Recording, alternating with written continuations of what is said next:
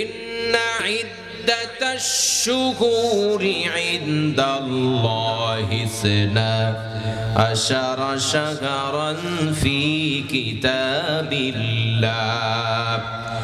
ইয়াওমা খালাকাস সামাওয়াতি ওয়াল আরদা মিনহা আরবাআতুন হুরুম যালিকা দ্দীনুল কাইয়্যিম ফালা তাযলিমু ফীহিন্না আনফুসাকুম ওয়া কাতিলুল মুশরিকিনা কাফাতান কামা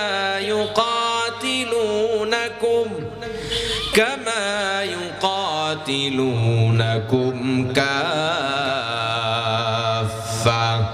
واعلموا أن الله مع المتقين জোরে বলুন আল্লাহু আকবার। আল্লাহ রাব্বুল আলামিন 12 মাসের ইনফরমেশন তথ্যটাকে আল্লাহ তাআলা এই আয়াতের মধ্যে লুকিয়ে রেখেছেন। যারা জানতে চাও এই আয়াত পড়াশোনা করো, এই আয়াতটা নিয়ে গবেষণা করো, তাহলেই তুমি পেয়ে যাবে। 12 মাসে 1 বছর হয়, সেই জ্ঞানটা তুমি এখান থেকেই পেয়ে যাবে। আল্লাহ তাআলা বলছেন, আসমান আর জমিন আমি যেদিন সৃষ্টি করেছি, রব্বুল আলামিন যেদিন আসমান আর জমিন সৃষ্টি করে তিনি স্রষ্টা হয়েছেন, সেই দিন থেকেই আল্লাহ তাআলার বিধানে লাউহে মাহফুজের মধ্যে আল্লাহ তাআলার গণনায় মাসসমূহের সংখ্যা হলো 12 মাস। কয় মাস? মিনহা আরবাতুন হুরুম, 12 মাসের মধ্যে 4টি মাসের সম্মান বাড়িয়ে দিয়েছেন কে? সেই 4টি মাসকে বলা হয়েছে আশহুরে হুরুম। 4টি মাস হলো সম্মানিত মাস। 1 নম্বরে যুলকাদা, 2 নম্বরে যুলহিজ্জা, 3 নম্বরে মুহররম, আর 4 নম্বরে হলো রজব। কোন মাস? রজব মাস শাবানের আগে নাকি পরে? আগে চলে গিয়েছে রজব মাস। রজব একটা হারাম মাস, যুলকাদা একটা হারাম মাস, যুলহিজ্জা একটা হারাম মাস, মুহররম আরো একটা হারাম মাস। মানে এই 4 মাসের মধ্যে যুদ্ধ, বিগ্রহ, মারামারি, কাটাকাটি, পাপের কাজ, গুনাহের কাজ চিরদিনের জন্য নিষিদ্ধ করে দিয়েছেন কে? আল্লাহ তাআলা তাই তো বললেন, ফালা তাযলিমু ফীহিন্না আনফুসাকুম। এই 4 মাসের মধ্যে বিশেষ করে তোমরা নিজেদের প্রতি জুলুম অত্যাচার করবে না। আল্লাহ রাব্বুল আলামিন বলে দিলেন এটাই হলো প্রতিষ্ঠিত দিন। তবে জেনে রাখো, কাফের বেঈমান মুশরিকরা যদি তোমাদের উপরে অস্ত্র ধারণ করে তাহলে আর চুপ থাকবে না। তারা অস্ত্র ধারণ করলে তোমরা প্রতিহত করার জন্য তোমরাও অস্ত্র ধারণ করবে। জোরে বলেন ঠিক কিনা? তাহলে এই আয়াত বলছে 12 মাসে 1 বছর হয়, ঠিক কিনা? পৃথিবীর কোন পণ্ডিত কি এখনো জন্মগ্রহণ করেছে যে 12 মাসের জায়গায় 10 মাসে 1 বছর গণনা করবে? আছে এরকম? 12 মাসের জায়গায় 1 মাস বাড়িয়ে দিয়ে 13 মাস করবে, এরকমও কোন পণ্ডিত বের হয়েছে এখনো? কিয়ামত পর্যন্ত কেউ বের হবে এমন কোন আবিষ্কারক কশিন কালেও বের হবে না। কারণ এই 12 মাসে 1 বছর নির্ধারণটা করেছেন কে? জোরে বলেন কে? আল্লাহ রাব্বুল আলামিনের হাবিব বিশ্ব নবী সরওয়ারে কায়নাত সাইয়্যিদুল মুরসালিন, সাইয়্যিদুস সাকালাইন, আশরাফুল আম্বিয়া, ইমামুল আম্বিয়া ওয়াল মুরসালিন বিশ্ব নবী, তিনি এই আয়াতের যথাযথ তাফসীর করেছেন। জোরে বলেন ঠিক কিনা? কোরআন নাজিল হয়েছে যার উপরে, যিনি কোরআনটা নাজিল করেছেন তিনি হলেন নাম্বার 1 তাফসীর কারক। 2 নম্বরে তাফসীর কারক হলেন আমাদের বিশ্ব নবী। 3 নম্বরে সাহাবায়ে কেরাম। এরপরে আস্তে আস্তে করে বর্তমান যুগের মুফাসসির। জোরে বলেন ঠিক কিনা? প্রথম মুফাসসির কারক কে? জোরে বলেন। আল্লাহ। 1 নম্বর মুফাসসির আল্লাহ, 2 নম্বর মুফাসসির বিশ্বনবী, 3 নম্বরে মুফাসসির হলেন সাহাবায়ে কেরাম। ঠিক কি? সাহাবায়ে কেরামের মধ্যে সবচেয়ে বড় মুফাসসিরের নাম জানেন আপনারা? রাইসুল মুফাসসিরিন হযরত আব্দুল্লাহ ইবনে আব্বাস রাদিয়াল্লাহু তাআলা আনহু। তিনি হলেন সাহাবীদের মধ্যে সবচেয়ে বড় মুফাসসির। বর্তমান যুগেও কিছু মুফাসসির আছে না নাই? অধিকাংশ মুফাসসিরে কোরআন নয়, অধিকাংশ মুফাসসিরে কুরআন। কি বলেছি বলেন তো? মুফাসসিরে কুরআন। কুরআন চেনেন তো? কাঠ ফাড়ে এ হচ্ছে সব মুফাসসিরে কুরআন। মুফাসসিরে কোরআন অল্প কয়জন আছে। আসল মুফাসসিরে কোরআন এরা নিজেদেরকে প্রকাশ করার জন্য সব জায়গায় দৌড়ায় না, এরা গোপনে আছে। ঠিক কিনা কন? এরা থাকে গোপনে। খালি কলস বাজে বেশি। যেই গাছে ফল নাই ওই গাছে বাতাস লাগলেই কিন্তু হেলে দোলে এদিক সেদিক পড়ে গিয়া মাজা ভেঙে শেষ হয়ে যায়। কথা বলেন। আর যেই গাছে ফল আছে ওই গাছটা দেখবেন একদম নত হয়ে থাকে, নিজেকে গোপন করে রাখে। ঠিক কিনা কর? তাহলে বর্তমান যুগের অধিকাংশ কি মুফাসসিরে কোরআন না কুরআন? জোরে বলেন। মুফাসসিরে কুরআন। কুরআনের মুফাসসির, কোরআনের মুফাসসির নয়। ইল্লা মাশা আল্লাহ। 2 নম্বরে আন্তর্জাতিক খ্যাতি সম্পন্ন নয়, সবগুলো অধিকাংশ আন্তর্জাতিক ক্ষতি সম্পন্ন। কি বলেন? খ্যাতি না ক্ষতি? ক্ষতি সম্পন্ন। বিশিষ্ট ইসলামী চিন্তাবিদ নয়, বিশিষ্ট ইসলামী চিন্তাবিদ আছে না নাই? এদের তাফসীর যথার্থ হবে নাকি বিশ্বনবীর তাফসীর যথার্থ হয়েছে? এই আয়াতের তাফসীর করেছেন বিশ্বনবী, তার সাহাবী হযরতে আবু বকর রাদিয়াল্লাহু তাআলা আনহু। কি বলেছি বলেন? আবু বকর বলি নাই, আবু বকরা বলেছি। সাহাবীদের মধ্যে একজন আছেন আবু বকর, আর একজন আছেন আবু বকরা। বলেন সবাই, আবু বকর আর একজন কি আবু বকরা। দুইজনের মধ্যে পার্থক্য আছে না নাই? আবু বকর আর আবু বকরা। আবু বকর কে চেনেন আপনারা? কে আবু বকর? কে? ইসলামের প্রথম খলিফা, বিশ্ব নবীর অন্তরঙ্গ বন্ধু, বিশ্ব নবীর শ্বশুর, সম্মানিত শ্বশুর। জোরে বলেন ঠিক কিনা? হিজরতের একমাত্র একান্ত সাহায্যকারী, সহযোগী। ঠিক না বেঠিক? আর আল্লাহ রাব্বুল আলামিনের পক্ষ থেকে হযরতে মুহাম্মদুর রাসূলুল্লাহর মাধ্যমে পৃথিবীতে থাকাকালীন যে কয়জনকে আল্লাহ তাআলা জান্নাতের সুসংবাদ সার্টিফিকেট দিয়েছেন নবীর মাধ্যমে, তাদের মধ্যে সর্বপ্রথম হলেন আবু বকর। ঠিক না বেঠিক? আশারাতুন ফিল জান্নাহ, 10 জনকে বিশ্ব নবী এক বৈঠকে বসেই তিনি জান্নাতের সার্টিফিকেট দিয়েছিলেন। তার মধ্যে সর্বপ্রথম আবু বকরকে জান্নাতের নাম্বার 1 ঘোষণা করে দিয়েছে। তিনি হলেন আবু বকর। আর একজন সাহাবী, তার নাম আবু বকরা, যিনি এই হাদিস বর্ণনা করেছেন। তিনি বলেছেন, বিশ্ব নবী ইরশাদ করেছেন, আল্লাহ রাব্বুল আলামিনের হাবিব বলেন, ইন্নাজ জামানা قد استدار كهيئته يوم خلق الله السماوات والأرض السنة 12 شهرا منها 4 حرم 3 متواليات ذو القعدة ذو الحجة والمحرم ورجب مضر الذي بين جمادى وشعبان। জোরে বলেন সুবহানাল্লাহ।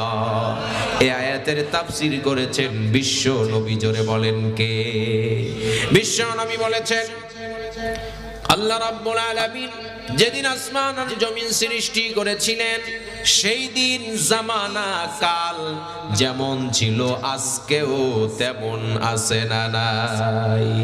ব্যাখ্যাটা হচ্ছে as-sanatu isna ashara shahran, ব্যাখ্যা হচ্ছে সেই সময়ও 12 মাসে 1 বছর ছিল, এখনো 12 মাসে কয় বছর? বিশ্বনবী বললেন এর মধ্যে রয়েছে 4টি মাস সম্মানিত, হারাম আশহুরে হুরুম, 4টি মাস সম্মানিত। বিশ্ব নবী তার তালিকাটাও বলে দিলেন। তিনি বললেন ধারাবাহিকভাবে সালাসুম মুতাওয়ালিয়াতুন, ধারাবাহিকভাবে 3টা। কয়টা? যুলকাদা, যুলহিজ্জা, মুহররম, আর একটা রয়েছে জুমাদা ওয়া শাবান, শাবান এবং জুমাদা। এই 2 মাসের মধ্যে তার নাম হলো রজব। জোরে বলেন সুবহানাল্লাহ। তাহলে তাফসীর করেছেন কে? বিশ্ব নবী তাফসীর করেছেন নিজের থেকে নাকি আল্লাহ বলে দিয়েছেন? বিশ্ব নবী নিজের থেকে কখনোই কোনো কথা বানিয়ে বলতেন না, এই সাহস দেয় নাই কে? আল্লাহ তাআলা গ্যারান্টি দিয়েছেন, মা ইয়ানতিকু আনিল হাওয়া ইন হুয়া ইল্লা ওয়াহায়ুন ইউহা। জোরে বলেন আল্লাহু আকবার। বিশ্ব নবী নিজের থেকে কোনো কথা বানিয়ে বানিয়ে আল্লাহর বলে চালিয়ে দিতেন না। ইন হুয়া ইল্লা ওয়াহায়ুন ইউহা, তিনি যা বলতেন সেটা আল্লাহ তাআলা তার প্রতি ওহী করত। জোরে বলেন ঠিক কিনা? তিনি যা বলবেন সেটাই কার পক্ষ থেকে ওহী? আল্লাহর পক্ষ থেকে। তাহলে তাফসীর হয়ে গেল যে 12 মাসে কয় বছর? এই 12 মাসের মধ্যে সম্মানিত মাস কয়টা? যুলকাদা, যুলহিজ্জা, মুহররম, রজব। যুলকাদা, যুলহিজ্জা, মুহররম, রজব। মনে থাকবে তো ইনশাআল্লাহ? 4 মাস সম্মানিত। বলতে পারেন হুজুর রমজান গেল কই? রমজানের নাম তো নাই। রমজানুল মুবারক আল্লাহ তাআলা এমন শ্রেষ্ঠত্ব দিয়েছেন, কারো সাথে এটাকে একাকার করেন নাই। রমজানের সম্মান রমজানের মতোই, রমজানের সম্মান অন্য কোন মাসের সাথে তুলনা কম্পেয়ার হয়? রমজানের মান আলাদা, কারণ রমজানুল মুবারকের মধ্যে কোরআন নাজিল করেছেন কে? জোরে বলেন কে? আল্লাহ তাআলা বলেন, শাহরু রমাদানাল্লাযী উনজিলা ফীহিল কুরআন।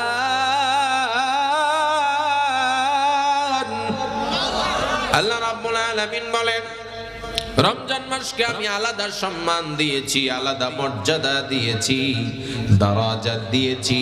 তার কারণ হলো রমজান মাসের মধ্যেই আমি আল্লাহ তাআলা আমার শ্রেষ্ঠ কালাম, খৈরুল কালামি কালামুল্লাহ, শ্রেষ্ঠ কালাম সংবলিত গ্রন্থ কোরআনুল কারীমটাই আমি নাজিল করে দিয়েছি। রমজানুল মুবারকের মধ্যে সবচাইতে দামি রাত যেটা কোরআন নাজিলের কারণে হয়েছে, সেই রাতের নাম জোরে বলেন লাইলাতুল কদর, লাইলাতুম মুবারাকা। ঠিক কিনা কর? কদরের রজনী, ভাগ্য রজনী, বরকতের রজনী। জোরে বলেন ঠিক কিনা? আছে না নাই সামনে? ওটা আমরা যেন পেতে পারি, সেই আকাঙ্ক্ষা, ইচ্ছা, সংকল্প আমাদের সকলের মধ্যে থাকার দরকার আছে না নাই? কারণ ওই এক রাতে ইবাদত করবেন, সওয়াব পেয়ে যাবেন 1000 মাস থেকেও বেশি। ঠিক কি না? সেই রাত আল্লাহ তাআলা তুমি আমাদেরকে ভিক্ষা দাও, আমরা বলি আল্লাহুম্মা আমিন। তাহলে রমজানের সম্মান আলাদা। এর বাহিরে ওই 4 মাসকে সম্মান দিয়েছেন কে? এর বাহিরে আবার শাবান মাসেরও কিছু সম্মান মর্যাদা আছে না নাই? শাবান সম্পর্কে ইতিহাস, ঐতিহাসিক যারা তারা বলেছেন শাবান শব্দের অর্থ কয়েকটি হতে পারে। এক নম্বরে শাবান মানে পৃথক হওয়া, আলাদা হওয়া। কি হওয়া? পৃথক হওয়া, আলাদা হওয়া, বিস্তৃত হওয়া, প্রশস্ত হওয়া, ছড়িয়ে দেওয়া। কয়টা বলেছি? ছড়িয়ে দেওয়া, পৃথক হওয়া, বিস্তৃত হওয়া, প্রশস্ত হওয়া। কেন এতগুলো অর্থ? শাবানের অর্থ এগুলো কেন? তার কারণ হলো শাবান মাসে আরবরা, শাবান মাসে কারা? আরবরা, আরব জাতি, তারা এই শাবান মাসে বিভিন্ন জায়গায় তারা ছড়িয়ে পড়ত। কেন ছড়িয়ে পড়ত? পানির খোঁজে। কিসের খোঁজে? পানির খোঁজে, খাবারের খোঁজে তারা বিভিন্ন জায়গায় বেরিয়ে পড়তো, ছড়িয়ে পড়তো। এজন্য এই মাসকে কি মাস বলা হয়েছে? শাবান মাস। দুই নম্বরে ওই যে পৃথক করা, কেন অর্থ হলো এটা? কারণ শাবান এসে দুই দিকে হারাম মাসগুলোকে পৃথক করে দিয়েছে। দেখুন, শাবান মাসখানে আগে হলো রজব হারাম মাস, আর শাবান মাঝখানে পরে হলো তিনটি হারাম মাস, ঠিক কিনা? এই দুইটাকে পার্থক্য, পৃথক করলো কে? শাবান মাস। এজন্য এর অর্থ কি হয়েছে? পৃথক করা। কি করা?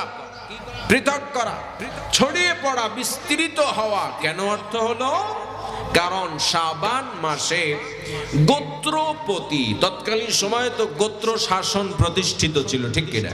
যতগুলো গোত্র, দলপতি, গোত্রপতি, প্রধানমন্ত্রী, প্রাইম মিনিস্টার, প্রেসিডেন্টও সেই কয়জন, ঠিক কিনা?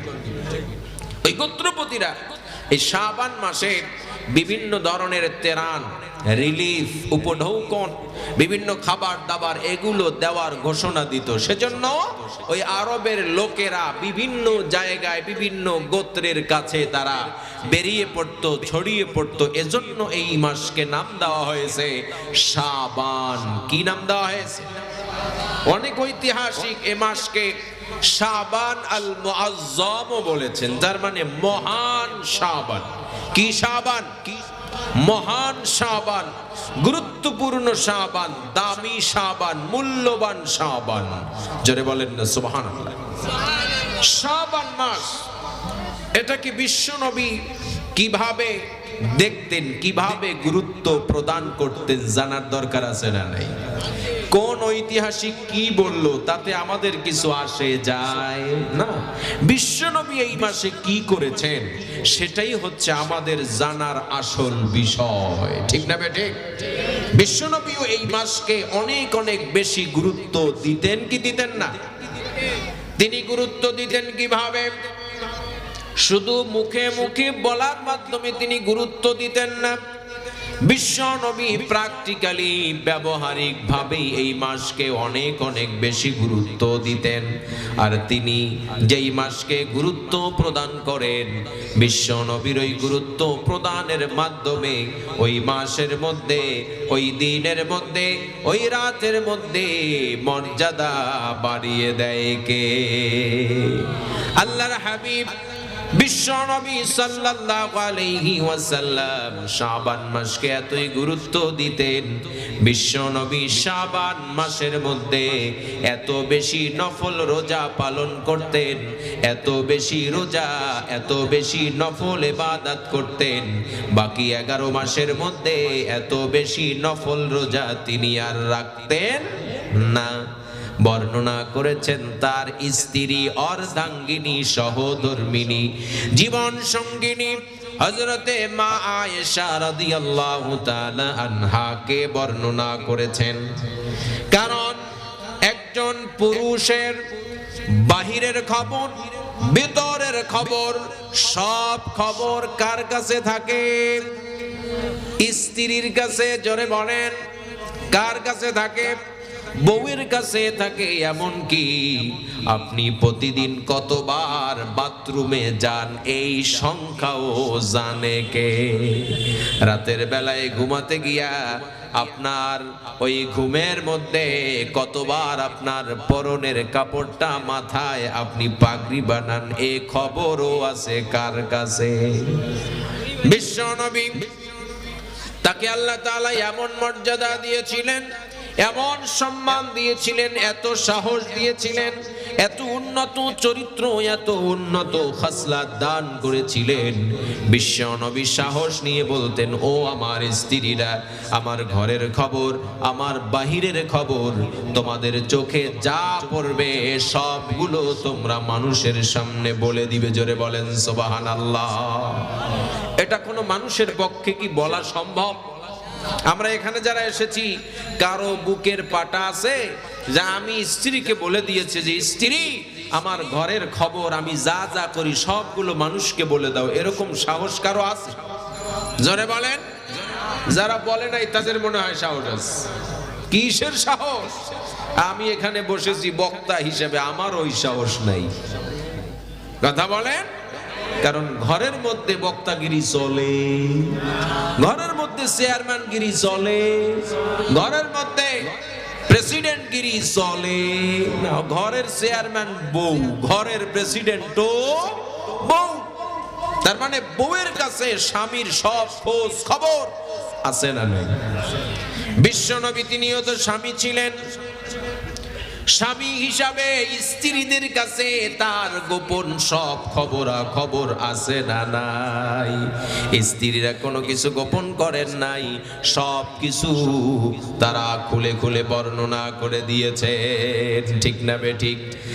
আর বিশ্ব নবীর যত খবর আর ইনফরমেশন দিয়েছেন স্ত্রীরা, কোনো ইনফরমেশনের মধ্যে এমন কোনো নেগেটিভ ইনফরমেশন একটাও আপনি দেখাতে পারবেন না। ঠিক কি হচ্ছে? উন্নত চরিত্রওয়ালা ব্যক্তিত্ব, ঠিক কিনা? চরিত্রটা দান করেছেন কে? আল্লাহ রাব্বুল আলামিন বলেন, ওয়া ইন্নাকা লাআলা খুলুকিন আযীম।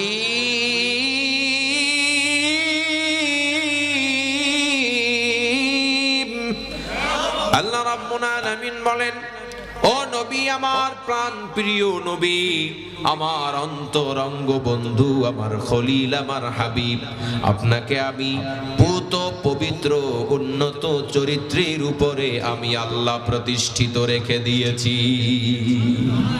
তাহলে স্বামীর খবর আছে কার কাছে? পাড়ার লোকে কিছুই জানে না আপনার খবর, সব খবর আছে স্ত্রীর কাছে। জোরে বলেন ঠিক কিনা? বিশ্বনবীর খবর স্ত্রীরা রাখতেন, তার মধ্য থেকে হযরতে মা আয়েশা বেশি খবর রাখতেন। তার মানে মা আয়েশা ছিলেন বেশি মেধাবী, ঠিক কিনা?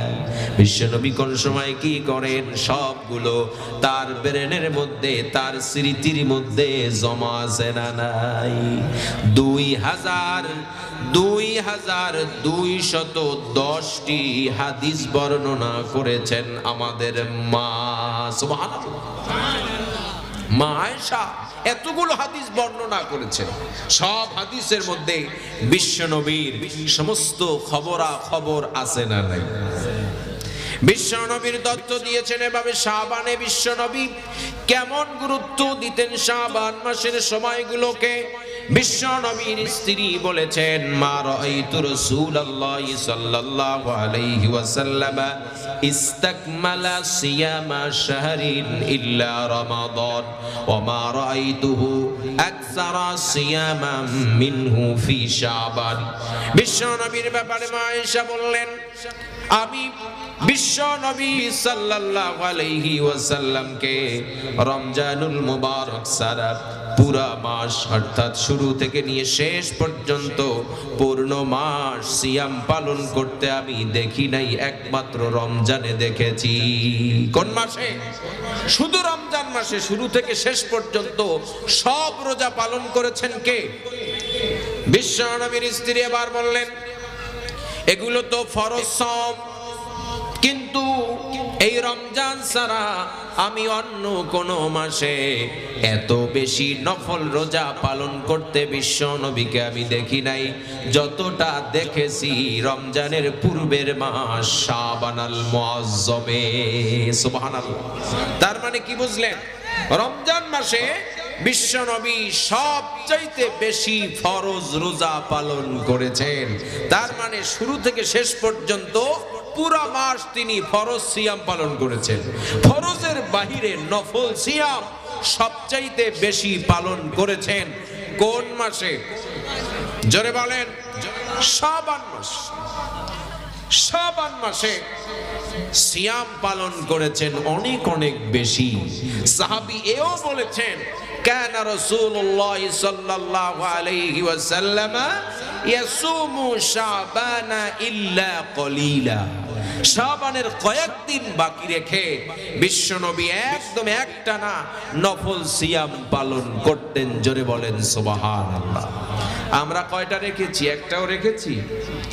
হয়তো বা দুই একজন থাকলেও থাকতে পারে যে হুজুর আমি দুই একটা রেখেছি, কিন্তু অধিকাংশ মুসলমান শাবান মাসে রোজা রাখে না, ফরজ রোজাই রাখে না, শাবানে আর রাখবে কি? ঠিক কিনা?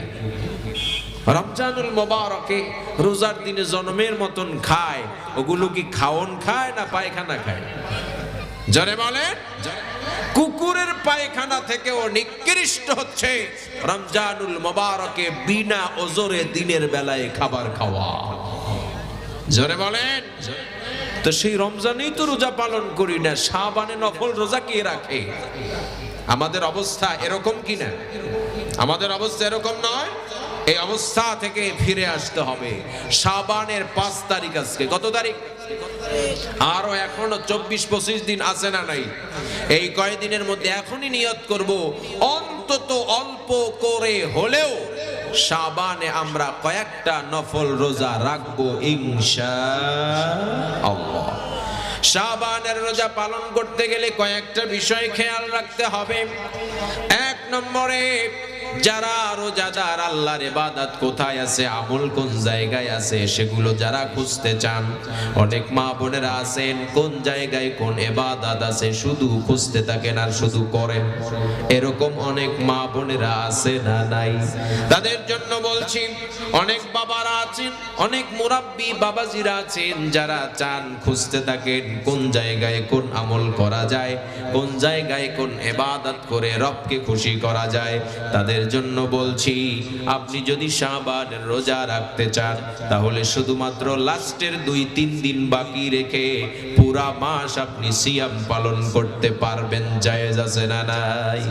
তবে লাস্টের 2-3 দিন আপনি রাখতে পারবেন না, কারণ ওটা যদি রাখেন তাহলে রমজানের সঙ্গে আপনি ওটাকে যোগ করে দিলেন, একাকার করে দিলেন। ওই যে বলেছি রমজানের আলাদা একটা সম্মান আছে না নাই? এজন্য লাস্টের 2-3 দিন আপনি সিয়াম পালন করতে পারবেন না, মাকরু হবে। তবে আপনি শুরু থেকে ওই পর্যন্ত রাখতে পারবেন। আবার যারা সিয়াম পালন করতে চান তারা শেষার্ধের চেয়ে প্রথমার্ধে সিয়াম পালন করবেন, এটা বেশি উত্তম হবে কি হবে না? বিশ্বনবীর এত সুন্দর আমল দেখি তিনি অনেক বেশি নফল সিয়াম পালন করতেন শাবান মাসে। এটা দেখে একজন সাহাবী হযরতে ওসামা ইবনে যায়েদ, নাম কি বললাম? ওসামা ইবনে যায়েদ রাদিয়াল্লাহু তাআলা আনহু, অল্প বয়সী একজন সাহাবী, বিশ্ব নবীর কাছে তিনি কৌতূহলী হয়ে জিজ্ঞেস করলেন, ইয়া রাসূলুল্লাহ, লাম আরাকা তাসুমু শাহরাম মিনাশ শুহুরি মা তাসুমু মিন শাবান। ও নবী, শাবান থেকে অন্য কোন মাসে আপনাকে এত বেশি সিয়াম পালন করতে আমি কেন দেখি না? এটার জবাব আপনার কাছে চাই। জোরে বলেন ঠিক কিনা? সাহাবায়ে কেরাম জিজ্ঞেস করলেন কেন? বিশ্ব নবীকে কি কৈফিয়ত চাচ্ছেন নাকি? না, সাহাবী জানতে চাচ্ছেন যে নবীজি এত সিয়াম পালন করেন এই মাসে, অবশ্যই গুরুত্ব আছে না নাই? আমি নবীর কাছ থেকে জেনে আমিও নবীর মতন ওইভাবে সিয়াম পালন করতে চাই। বিশ্ব নবীর কাছে জিজ্ঞেস করার সাথে সাথে বিশ্ব নবী জবাব দিলেন, ও আমার প্রিয় সাহাবী, তুমি জানতে চেয়েছো, আমি অবশ্যই তোমাকে জানায়া দেব। সুবহানাল্লাহ পড়েন। বিশ্ব নবী বললেন, যালিকা শাহরুন ইয়াগফুলুন নাসু আনহু বাইনা রাজাবি ওয়া রমাদান বিশ্ব নবী বললেন রজব আর রমাদানের মাঝে, রজব আর রমজানের মাঝখানে এই যে মাস শাবান, এই মাসের ব্যাপারে অধিকাংশ মুসলমানেরা অমনোযোগী গাফেল থাকে। ঠিক না বেটি? নবীজির কথা ঠিক আছে তো? শাবানে গাফেল থাকে কেন? ওই রজবে হারাম কাজ নিষিদ্ধ ছিল, অন্য মাসেও নিষিদ্ধ, কিন্তু ওই রজব মাসে, হারাম মাসে হারাম নিষিদ্ধ গুনাহ এগুলো করা বিশেষভাবে নিষিদ্ধ করেছেন কে? সেজন্য রজব মাসে হাত পা বাঁধা। শাবান যখনই আসে তখন আর ওই দিকে হুঁশ থাকে না। এইবার পাইকারি দরে ওই পেছনের মাসে যা করে নাই সুদে আর আসলে তোলে। রমজানে খাইতে পারবো না, তাহলে আগের মাসে জনমের খাওন খাই, এ মাসে আর রোজা রাখার দরকার নাই। গাফেল থাকে, মনে করে রোজা যা রাখার ওই রমজান মাসে রাখবো। প্রতিদিন 2-3টাও অনেকে রাখে, আছে না? জনমের মতন ইবাদত ওইখানে করবে, এ মাসে আর ইবাদতের দরকার নাই। এই মানুষেরা গাফেল থাকে। বিশ্বনবী এর জন্য তিনি বোঝাতে চাইলেন, যেই কাজে মানুষেরা অমনোযোগী হয় সেই কাজটা করা অনেক বেশি সওয়াবের কাজ। জোরে বলেন ঠিক কিনা? একজন রিকশাওয়ালাকে কেহ সালাম দেয় না, কিন্তু ইমাম সাহেবকে সবাই সালাম দেয়। ঠিক কিনা? রিকশাওয়ালাকে, ঠেলাওয়ালাকে, মুসিকে, কুলিকে, মজুরকে সহজে কেউ সালাম দিতে চায়? তাদেরকে কি হাদিয়া দেয় কেহ? ইমাম সাহেবের হাদিয়ায় পকেট ধরে না, এরপরও ইমাম সাহেবের হাদিয়া দেয়। ঠিক নয় কি? ইমাম সাহেবের সালামের জবাব দিতে দিতে মুখ শুকিয়ে যায়, এরপরেও সালাম দেয়। যখন এরপরে আর সালামের উত্তর দিতে পারে না, এমন একজন সালাম দিয়েছে যার উত্তরটা দিতে পারে না ইমাম সাহেব। ওরে ইমাম সাহেব, আমার সালামের জবাব দাও নাই, আগামী মাস থেকে চান্দা বন্ধ। এরকম হয় কিনা? জোরে বলেন, হয় কিনা? তো ইমাম সাহেব সালাম নিয়ে পারেন, এরপরও সালাম দেয় পাইকারি দরে। কিন্তু রিকশাওয়ালা পাশে দাঁড়িয়ে আছে, ভ্যানওয়ালা দাঁড়িয়ে আছে, ওরে কিন্তু সালাম দেয় না। ওরেও সালাম দেওয়ার দরকার আছে না নাই? রিকশাওয়ালাকে ছোট করছি না, ঠেলাওয়ালাকে ছোট করছি না, মুসলমান হিসাবে সবাই সমান, অভিন্ন। জোরে বলেন ঠিক কিনা? সকলের মর্যাদা আল্লাহর কাছে কি সমান?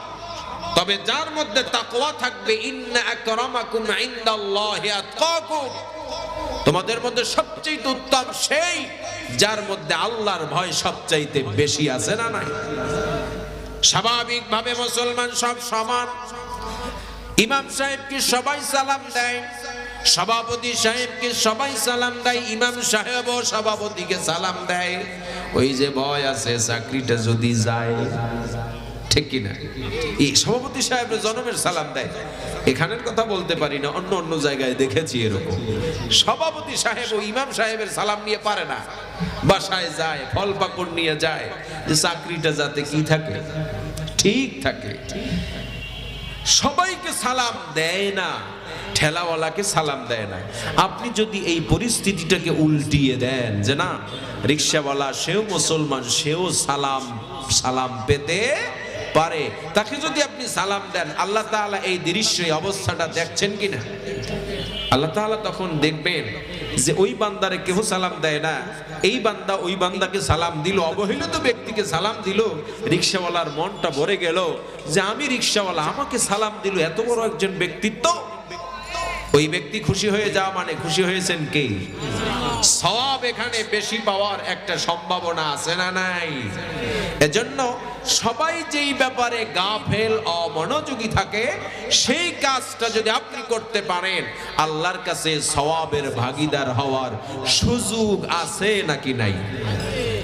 বিশ্বনবী এর জন্য বলতে চাইলেন, শাবান মাসে অধিকাংশ মুসলমানেরা গাফেল থাকে। আমি গাফেল থাকতে চাই না, আমি অমনোযোগী হয়ে তাদের কাতারভুক্ত হতে চাই না। আমি আল্লাহকে দেখাতে চাই সবাই যেই মাসে গাফেল, ও আল্লাহ আমি কিন্তু সেই মাসে গাফেল নই, আমি এই মাসে নফল রোজা অনেক অনেক বেশি রাখতেছি। জোরে বলেন সুবহানাল্লাহ। তাহলে শাবান মাসে রোজা রাখার এক নম্বরের কারণ, অধিকাংশ মুসলমান গাফেল থাকে, ঠিক কিনা কোন? সেই সময়ে গাফেল হওয়া যাবে না, সকলের সাথে একসাথে গা ভাসিয়ে দেওয়া যাবে না, উল্টা পথে হাঁটার দরকার আছে না নাই? সিয়াম পালন করবেন তো ইনশাআল্লাহ।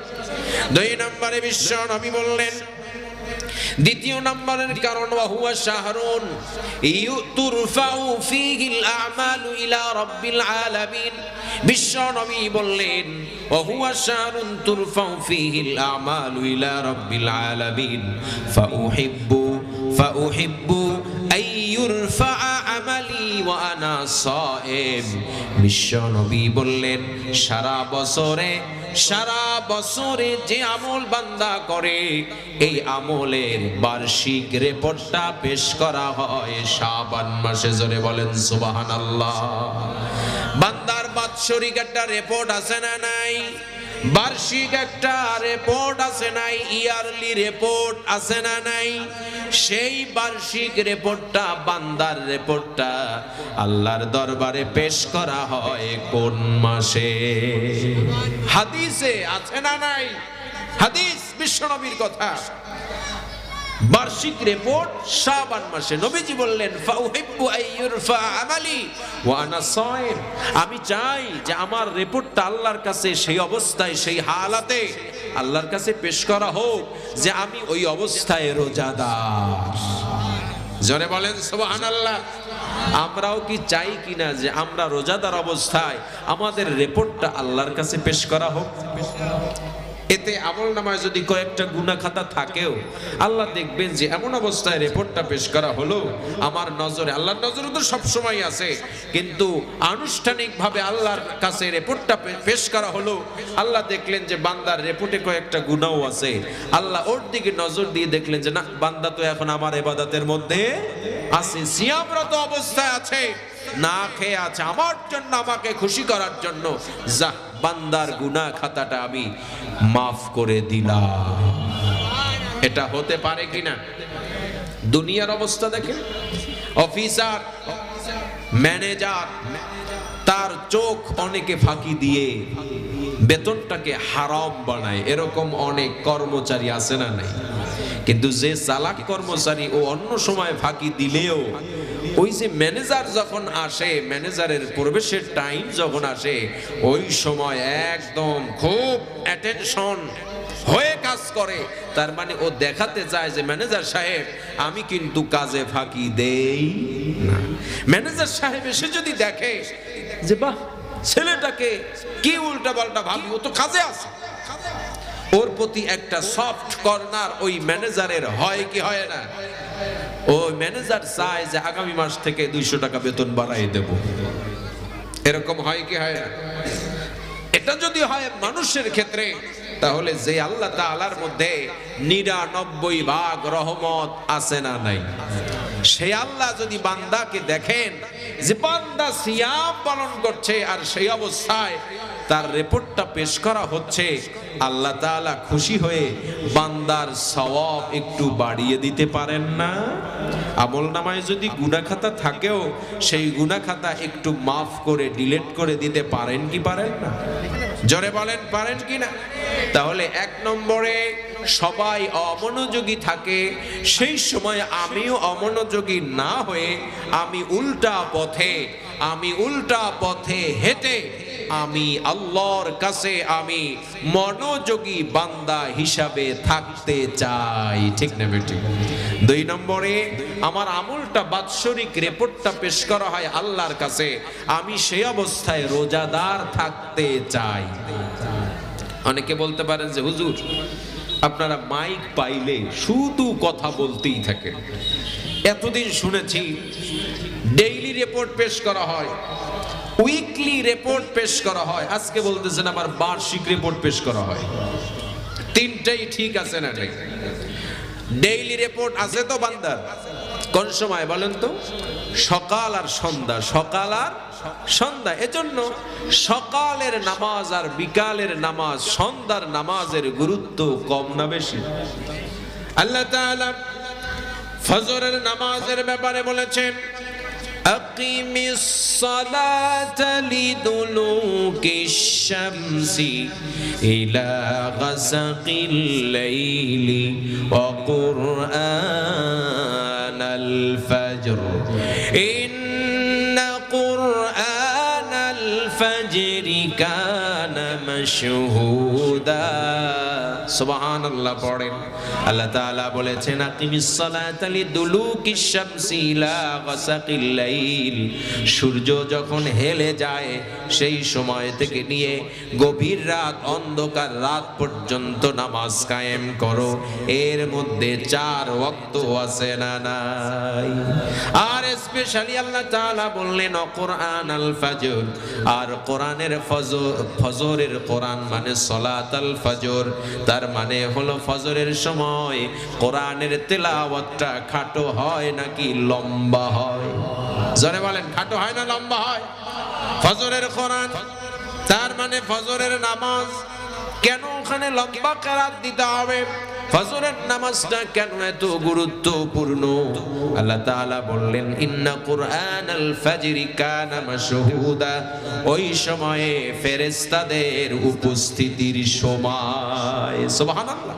একদল যায় আর একদল আসে, একদল যায় আর একদল আসে। যারা আসে তারা এসেও দেখে বান্দা তো নামাজে, বাহ। যারা চলে যায় তারা দেখে যায় যে বান্দা তো এখন নামাজ। আল্লাহর কাছে রিপোর্ট পেশ করে, বান্দা তোমার বান্দা, আল্লাহ তোমার বান্দাকে আমি নামাজরত অবস্থায় দেখে এসেছি। ফজরের নামাজের দরকার আছে না নাই? যারা ঘুমিয়ে থাকো ফেরেশতারা রিপোর্ট দেয় যে আল্লাহ তোমার এমন বান্দা ও বদমাইশ নাক টেনে ঘুমাচ্ছে। নাক টেনে ঘুমানো যাবে ফজরের সময় না? কুরআনুল ফাজরে উপস্থিত হতে হবে। ফেরেশতারা প্রতিদিন কয়বার রিপোর্ট পেশ করে? 2 বার, সকালে আর কোথায়? সন্ধ্যায়। উইকলি রিপোর্ট পেশ করে সোমবারে আর বৃহস্পতিবারে। কোন কোন দিনে? বিশ্বনবীর নফল সিয়াম আছে না প্রতি সপ্তাহে 2টা, কয়টা? সোমবারে আর বৃহস্পতিবারে। নবীজি চান যে আমার সাপ্তাহিক রিপোর্টটাও আল্লাহর কাছে পেশ করা হোক, আমি সিয়ামে আসি। জোরে বলেন সুবহানাল্লাহ। আর বার্ষিক রিপোর্ট কোন মাসে পেশ করা হয়? শাবান মাসে। কোন মাসে? শাবান মাসে। তাহলে ভালো করে বুঝে নেন, ডেইলি রিপোর্ট সকাল সন্ধ্যায়, সাপ্তাহিক রিপোর্ট সোমবার আর বৃহস্পতিবার, আর বার্ষিক রিপোর্ট কোন মাসে? শাবান মাসে। মনে থাকবে তো ইনশাআল্লাহ? আল্লাহ রাব্বুল আলামিন বিশ্ব নবীর মাধ্যমে শাবানের রোজার রহস্যটা কি সেটা আমাদেরকে জানায়া দিলেন। 3 নম্বরে শাবান মাসের সিয়ামটা পালন করা এত গুরুত্ব রব্বুল আলামিনের হাবিব কেন দিতেন, তার আরো একটা কারণ আছে না নাই? 3 নম্বরের কারণ হলো রব্বুল আলামিনের হাবিব বলেছেন আগামী 1 বছরে পৃথিবী থেকে কত মানুষ চলে যাবে, কার কার মৃত্যুর রায় হয়ে গিয়েছে, তাদের রায়ের রিপোর্টটা, তালিকাটা আল্লাহ তাআলা ফেরেশতাদের হাতে তুলে দেন। আগামী 1 বছর শাবান টু শাবান, এই 1 বছরে কারা কারা মারা যাবে এদের একটা রিপোর্ট আল্লাহ তাআলা পেশ করেন কাদের কাছে? ফেরেশতাদের কাছে। এই হাদিসটা মুসনাদ আবি ইয়ালা এই হাদিস গ্রন্থের মধ্যে আছে না নাই? যে 1 বছরে কারা কারা মারা যাবে তাদের তালিকাটা, রায়টা ফেরেশতাদের হাতে তুলে দেন কে? আল্লাহ তাআলা। ওখানেও বিশ্বনবী বলেছেন যে আমার মৃত্যুর পরোয়ানা জারি করা হোক সেই অবস্থায় যে আমি এখন রোজাদার। সুবহানাল্লাহ। বিশ্বনবী তিনি রোজা পালন করতেন গুরুত্ব সহকারে এবং কারণগুলো বলে দিলেন। এবার একটু জানবো এই রোজাগুলোর উপকারিতা কি? রোজার উপকারিতা আছে না নাই? বিশেষ করে শাবানের রোজার স্পেশাল কি উপকারিতা আছে, জানবো কি জানবো না? মুহাদ্দিসিনে কেরাম বলেছেন 1 নম্বরের উপকারিতা হলো অনুশীলন। প্র্যাকটিস, এক্সারসাইজ, রিহার্সেল, চর্চা, যা বলেন তাই হয় এই রোজার মাধ্যমে। ঠিক না বেঠিক? রমজান মাসে এক মাস একাধারে এক নাগারে একদিনও গ্যাপ দেওয়া সুযোগ আছে? একদিনও গ্যাপ দেওয়া না, একদম চাঁদ দেখা থেকে শুরু হবে, আবার চাঁদ দেখা অবধি এক মাস রোজা চালিয়ে যেতে হবে। ওই একটানা এক মাস রোজা পালন করা অনেক কষ্টের ব্যাপার, ধৈর্যের ব্যাপার, ঠিক কিনা? আপনার যদি প্র্যাকটিস না থাকে, practice makes a man perfect.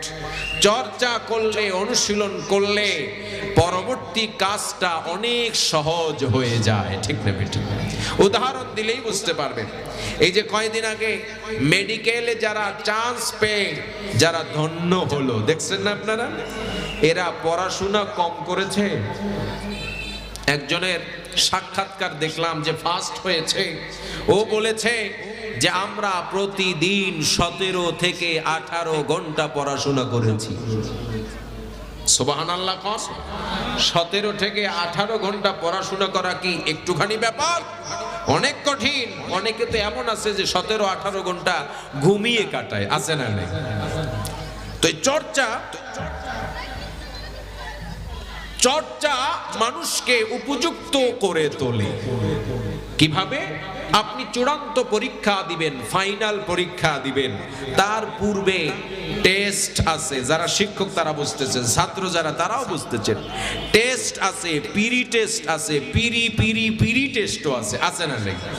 সারা বছর পরীক্ষা আর পরীক্ষা, সাপ্তাহিক পরীক্ষা, মাসিক পরীক্ষা, ত্রৈমাসিক পরীক্ষা, ষান্মাসিক পরীক্ষা, সর্বশেষে হয় ফাইনাল পরীক্ষা। এই যে ফাইনালের আগে যত পরীক্ষাগুলো নেওয়া হয় কি জন্য বলেন তো? ওই ফাইনালে ভালো রেজাল্ট যাতে করা যায়। আপনি শাবানে এত বেশি রোজা পালন করবেন কেন? তার কারণ হচ্ছে আপনি ওই যে ফাইনাল চূড়ান্ত খেলায় আপনি যেন একটা অ্যাওয়ার্ড, একটা পুরস্কার যেন আপনি পেয়ে যান। জোরে বলেন ঠিক কিনা? অনুশীলন ছাড়া সম্ভব নয়। নাটক করতে গেলে, সিনেমা করতে গেলে রিহার্সেল আর চর্চার কোনো শেষ আছে? আপনি টুর্নামেন্ট, ফুটবল খেলা হোক, ক্রিকেট খেলা হোক, যে খেলাই হোক না কেন, আগামী 1 সপ্তাহ পরে ফাইনাল হবে। আপনি এই 1 সপ্তাহ নাকে তেল দিয়ে ঘুমান নাকি? ক্রিকেটার যারা আছে যুবকেরা জবাব দাও, নাকে তেল দিয়ে ঘুমাও না? চর্চা, ওরে বাবা রে বাবা, ফাইনাল খেলবে এজন্য রাত আর দিন এক করে ফেলে, আছে না নাই? পড়াশোনা আছে, coaching centre, class, school, college, সব জায়গায় শুধু পরীক্ষা আর পরীক্ষা। তার মানে একটা প্রশ্ন যদি আমি 10 বার লিখি খাতায়, তাহলে ফাইনালে গিয়ে ওই প্রশ্নটা যদি আসে, তাহলে ওই প্রশ্নটা লিখতে আমার আর কোনো সমস্যা হবে না, ইজি হয়ে যাবে। এজন্য শাবান মাসের সিয়াম এতই গুরুত্বপূর্ণ। অনুশীলনের কাজ হয়, চর্চার কাজ হয়, প্র্যাকটিসের কাজ হয়, এক্সারসাইজের কাজ হয়, যাতে করে তুমি ফাইনাল ওই যে ফরজ সিয়াম, সেই ফরজ সিয়ামের গুরুত্ব অনেক অনেক বেশি। জোরে বলেন ঠিক কিনা? সেখানে গিয়ে তুমি যেন প্রথম দিন রোজা রাখতে গিয়ে তুমি কষ্ট যেন অনুভব না করো, ওটা যেন তোমার কাছে স্বাভাবিক মনে হয়। এজন্য বিশ্ব নবী তরিকাটা শিখায়া দিলেন, এই মাসে বেশি বেশি নফল সিয়াম পালন করো, তাতেই ওই রমজান মাসে তোমার জন্য ফরজ সিয়াম গুলো পালন করা অতি সহজ হয়ে যাবে। জোরে বলেন সুবহানাল্লাহ। তাহলে এই অনুশীলন আপনারা করবেন তো ইনশাআল্লাহ? জোরে বলেন ইনশাআল্লাহ। 2 নম্বরে কি উপকারিতা রয়েছে? 2 নম্বরের উপকারিতা মুহাদ্দিসিনে কেরাম তারা তুলে ধরেছেন। শাবান মাসের সিয়াম হলো রমজান মাসের সিয়ামের পরিপূরকের মতো। যেভাবে নামাজের পরিপূরক আছে না নাই? ফরজ নামাজ এটাই হচ্ছে মূল নামাজ, কিন্তু ওর আগে আর পরে সুন্নাত নফল আছে নাকি নাই? এগুলো কি জন্য জানেন নাকি? হিকমতটা, রহস্যটা কি? কিয়ামতের কঠিন ময়দানে আল্লাহ রাব্বুল আলামিন সর্বপ্রথম কোন ইবাদতের হিসাবটা নেবেন বলেন তো? আরো জোরে বলেন, কোন ইবাদতের হিসাব? ইন্না আউওয়ালা মা ইউহাসাবু বিহিল আবদু ইয়াউমাল কিয়ামাতি মিন আমালিহি সালাতুহু। কিয়ামতের ময়দানে আল্লাহ রাব্বুল আলামিনের প্রতি যারা ঈমান আনয়ন করেছিল, কালেমা পড়ে যারা মুসলমান হয়েছিল, ওই সমস্ত ঈমানদারদের পক্ষ থেকে সর্বপ্রথম হিসাব নেওয়া হবে নামাজের। কিসের? ফাইন সালাহাত ফাকাদ আফলাহা ওয়া আনজাহা। বিশ্ব নবী বলেছেন, নামাজের হিসাবটা যদি যথাযথ হয়ে যায়, সঠিকভাবে যদি হয়ে যায়, ওই বান্দা যদি দুনিয়াতে বসে সঠিকভাবে নামাজটা পালন করে থাকে, আদায় করে থাকে, তাহলে ওই ব্যক্তি সফল হবে আর নাজাত পেয়ে জান্নাতি হয়ে যাবে।